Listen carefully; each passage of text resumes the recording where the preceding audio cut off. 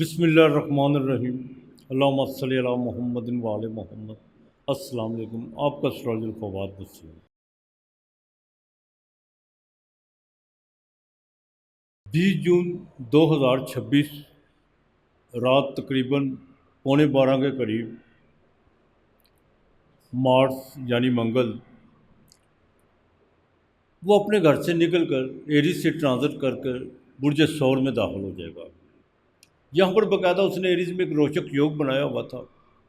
کوئی بھی پلانٹ جب اپنے گھر میں ہوتا ہے یا شرم میں ہوتا ہے یا اپنی کسی دوست راشی میں ہوتا ہے تو اس کی طاقت بہت زیادہ بلوان ہوتی ہے۔ ایک بات یاد رکھیے گا،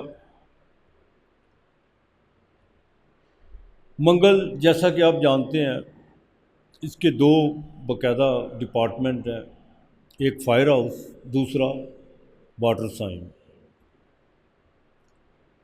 اب منگل جیسے ہی برج ثور میں داخل ہوگا وہ وینس کا گھر ہے۔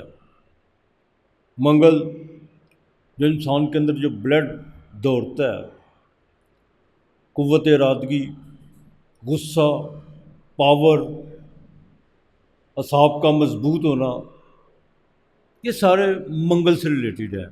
اور ویدک اسٹرالوجی میں باقاعدہ اس کو جون سا ہے بھومی پتر بھی کہا گیا ہے۔ جنگ و جدل کا پلانٹ ہے، اس میں کوئی دو رائے نہیں ہے۔ اور یہاں تک کہ فوج سے بھی ریلیٹڈ ہے۔ ظاہر ہے جنگ و جدل کا پلانٹ ہے تو فوج ہی ہے نا۔ منگل بڑے بھائی سے بھی ریلیٹڈ ہے۔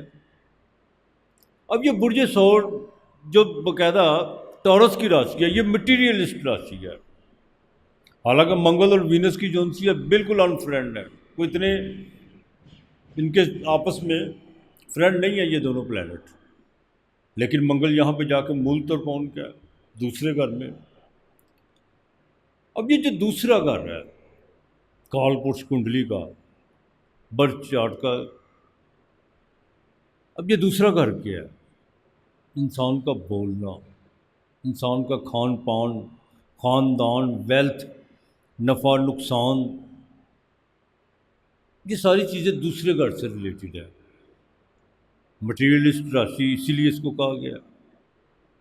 اب یہ جیسے دوسرے گھر میں آئے گا، یہ 20 جون سے لے کر 2 اگست تک برج ثور میں رہے گا، اور باقاعدہ 23 جولائی کو یہ روہنی نچھتر میں داخل ہو جائے گا۔ ایک بات یاد رکھیے گا، کوئی بھی پلانٹ جب کسی راشی میں جاتا ہے، کسی بھی ہاؤس میں جاتا ہے، وہاں پہ جا کے اصل کام نچھتر کرتے ہیں۔ بعض لوگوں کو باقاعدہ علم ہے نچھتر کیا ہوتے ہیں، لیکن جن کو نہیں پتا ان کو میں بتا دوں، یہ تاروں کا جو سموہ ہوتا ہے نا، جو تارے راشیاں پہلے نچھتر بعد میں راشیاں بنی، جو رشیوں نے جنہوں نے اس پہ کام کیا، صاحب علم لوگوں نے کام کیا، جو علم کے کھوجی تھے، بہت زیادہ ورک کیا انہوں نے، اور آج بھی ہو رہا ہے، یہ نہیں کہ نہیں ہو رہا۔ دیکھیے کوئی بھی کوئی پرانی چیز آج سے تقریباً 2000 سال پہلے، یا کوئی بھی کوئی چیز ہے، جب ہم مجھ سے کہتے ہیں کہ اس وقت وہ ٹھیک تھی، وہ بالکل اس وقت ٹھیک ہوگی، اس کی ضرورت تھی، سمے کی ضرورت تھی، ضروری جو 1000 سال پہلے ٹھیک تھی وہ آج بھی ٹھیک ہو۔ یہ بھی ہے جو آج ٹھیک ہے وہ آنے والے وقت میں بھی ٹھیک نہ ہو۔ آگے جونسی ہے باقاعدہ جہتیں بدلتی ہیں، انسانوں کی جونسی ہے ضروریاتیں بھی بدلتی ہیں، مزاج بدلتے ہیں لوگوں کے۔ اب آج سے 2-3 ہزار سال پہلے جب کوئی کسی کو باقاعدہ دعا دیتا تھا کہ خدا تمہاری اولاد میں کثرت سے تمہیں اولاد دے، اس وقت تو یہ دعا جون سی تھی باقاعدہ دعا تھی۔ آج کوئی بھی یہ لینا پسند نہیں کرے گا۔ اس وقت دنیا بہت کم تھی، زمین بہت زیادہ تھی، آج دنیا زیادہ زمین کم ہے، تو وہ اس وقت کی ضرورت تھی۔ آج کی ضرورت جون سی ہے وہ بدلتی ہے۔ اگر ہم وہی پرانی چیزوں پہ کھڑے رہیں گے تو بالکل نہیں آگے چل سکیں گے۔ ندی کی دھاریں جون سی ہوتی ہیں پرانی بہہ جاتی ہیں، نہیں آتی ہیں۔ اگر پرانی دھاریں کھڑی رہیں تو وہ ندی کیا ہوتی ہے، وہ گدلا پن اختیار کر جاتی ہے۔ اب کوئی بھی پلانٹ جب کسی راشی میں آتا ہے تو اس کے نچھتر جو ان سے ہیں وہ کام کرتے ہیں. اور آپ کا جنم نچھتر کیا ہے؟ اب یہ 23 جولائی کو روہنی میں داخل ہوگا، جس کا مالک چندرما ہے، جس کا مالک چندرما ہے. اور باقاعدہ 26 جون کو یہ جون سا روہنی میں داخل ہوگا، اور 24 جولائی کو یہ مرگشا اپنے ہی نچھتر جس کا مالک منگل ہے اس میں چلا جائے گا، اور 2 اگست تک یہ باقاعدہ مرگشا میں ہی رہے گا. اب یہ 20 جون کو جو آ رہا ہے یہ باقاعدہ سورج کے نچھتر میں ہو، صرف 4 دن کام کرے گا، یہ میں آپ کو بتا دوں. اب منگل یہاں پہ آ کے اکثر لوگوں کا کہنا ہے کہ جب یہ ٹورس کی راشی میں آتا ہے تو اس کا جون سا کام کرنے کا، اس کی انرجی کا جون سا مزاج بدل جاتا ہے. لیکن اگر اسی کو میں بات کو پلٹا دوں، وقت کے ساتھ ساتھ ہمارا کام کرنے کا مزاج بھی بدلتا ہے، ہمارا مائنڈ سیٹ بدلتا ہے، دیکھنے کے ڈھنگ بدل جاتے ہیں.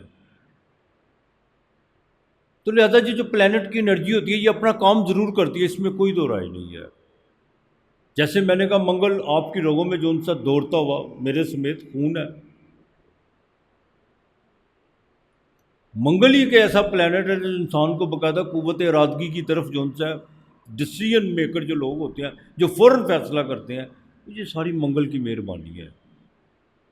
لیکن اگر یہی منگل بد ہو جائے کنڈلی میں، چڑچڑا پن، بات بات پہ بتنگر کھڑا کرنا،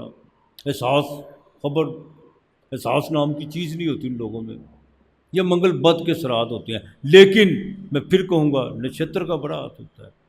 یہی منگل اگر اپنے اس نچھتر میں چلا جائے جو اس کا باقاعدہ زحل کے نچھتر میں چلا جائے، راہو کے نچھتر میں چلا جائے، اس کا انداز جو ان سے کام کرنے کا وہ بدل جائے گا. اب دیکھنا یہ ہے منگل کی جو چوتھی 8ویں درشٹی نظر جون سی ہوتی ہے وہ اتنی اچھی نہیں ہوتی. 7ویں درشٹی جون سی ہے وہ ہر پلانٹ کی ہوتی ہے. اب یہ جیسے ٹورس میں آئے گا سنگھ لگن والوں پر، سنگھ راشی والوں پر، لیو والوں پر چوتھی نظر، اسکارپیو والوں پر اس کی باقاعدہ جون سی ہے وہ 7ویں نظر پڑے گی، اور دھنو راشی پر اس کی جون سی ہے سیجیٹیریس والوں پر 8ویں نظر پڑے گی. ٹھیک ہے. اب جب اس کی یہ نظرات جون سی کام کرتی ہے، اس میں کیا ہے؟ لیٹیگیشن کے معاملات سے بچنا، قانون کو اپنے ہاتھ میں لینے کی کوشش مت کیجیے گا. خاص طور پر یہ کون؟ لیو والے، اسکارپیو والے اور دھنو راشی والے. بڑے بھائی کے ساتھ تعلقات بہتر رکھنا، زمین اور لینڈ کے معاملات میں بالکل اپنے آپ کو کلیئر کر کے چلنا، یہ سارے منگل کے گن ہیں. اب یہ برج عمل والوں کے لیے تو میں مختصر سا بیان کروں گا کہ اس کے بعد یہ ہفتہ کیسا بھی 1-2 روز میں آ جائے گا. اب برج عمل والوں کو تو ایک تو اپنے جو ان سے بولنے کا انداز، لہجہ جو ان سے وہ ٹھیک رکھنا ہوگا. دوسرا، خاندان میں کچھ چیزوں کو جو ان سے اب آپ پہ ذمہ داری عائد ہوتی ہے کہ آپ اس کو کس طرح لے کے چلتے ہیں. کچھ چیزیں جو ان سے اب بکھراؤ کی طرف جائیں گی. اب آپ نے اپنے احساس کے ساتھ، اپنی سمجھداری بردباری کے ساتھ انہیں جوڑنے کی کوشش کرنی ہے. اور دوسرا، اولاد کے معاملات میں ذرا دیکھ بھال کے چلے گا. آپ کے 5ویں گھر پہ چوتھی نظر پڑے گی. اب برج ثور کی بات کروں آپ کے گھر میں، ایک تو ازدواجی زندگی میں فرق تو یہ پالے گا. اس کی وجہ یہ ہے کہ جیسے ہی یہ روہنی نچھتر میں داخل ہوگا، جہاں پہ آپ جذباتی ہوں گے، کیوں؟ روہنی چندرما کا نچھتر ہے، وہاں پر آ کے یہ آپ کے جو ان سے کوئی جذباتی طور پر آپ کو ابھارے گا. لیکن آپ نے بیلنس کر کے چلنا ہے،